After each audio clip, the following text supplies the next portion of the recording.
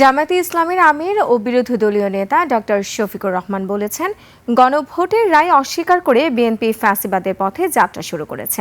আর এনসিপির আহ্বায়ক ও বিরোধী দলীয় চিফ হুইপ নাহিদ ইসলাম বলেছেন, তারা দেশে কোনো অস্থিতিশীলতা চান না, তবে গণরায় বাস্তবায়নের দাবিতে লড়াই চালিয়ে যেতে চান।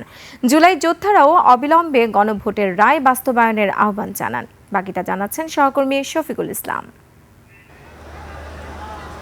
সারা দেশের জুলাই শহীদ পরিবার ও জুলাই যোদ্ধাদের নিয়ে সোহরাওয়ার্দী উদ্যানে বাংলাদেশ জামায়াতে ইসলামীর জাতীয়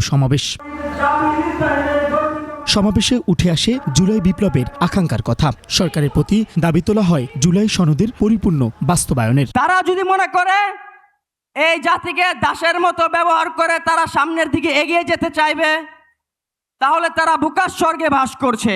যেই সংবিধান আপনার আমার ভোটের অধিকার কেড়ে নেয়, আমরা কি সেই সংবিধান চাই? জুলাই সনদ বাস্তবায়ন করেন, গণভোট বাস্তবায়ন করেন, আমরা শান্ত থাকব।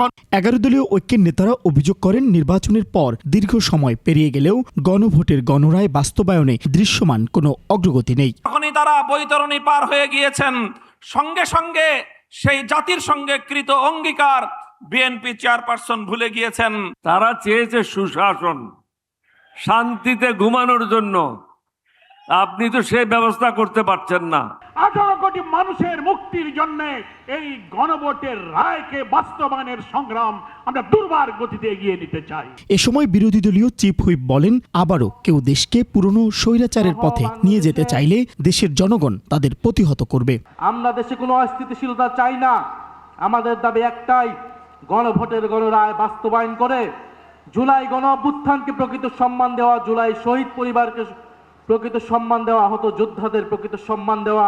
জামায়াত আমির ডাক্তার শফিকুর রহমান বলেন, সরকার মুখে জুলাইয়ের কথা বললেও কাজে অভ্যুত্থানের বিপরীতে অবস্থান নিয়েছে। গণভোটের রায় নিয়ে বিএনপি জাতির সঙ্গে প্রতারণা করছে। যে আইনগুলো সংশোধন না হলে, যে অধ্যাদেশ বাস্তবায়ন না হলে ফ্যাসিবাদী শাসনের পরিবর্তন হবে না, সেই সবগুলা আগের মতো, আগে স্বৈরাচারী সরকারের মতো রাখার পক্ষে তারা অবস্থান নিয়েছে। যেদিন তারা গণভোটের রায় অস্বীকার করেছেন, আমি বলেছিলাম বিএনপি আজকে থেকে ফ্যাসিবাদের পথে যাত্রা শুরু করলো। গণভোটের রায় না মানলে সংসদের ভিতরে এবং বাইরে লড়াই চালিয়ে যাওয়ারও হুঁশিয়ারি দেন জামায়াত আমির। আমাদের সমস্ত দাবি দেওয়া দেশবাসীর অধিকার আদায়ের জন্য। শফিকুল ইসলাম, 21 টেলিভিশন, ঢাকা।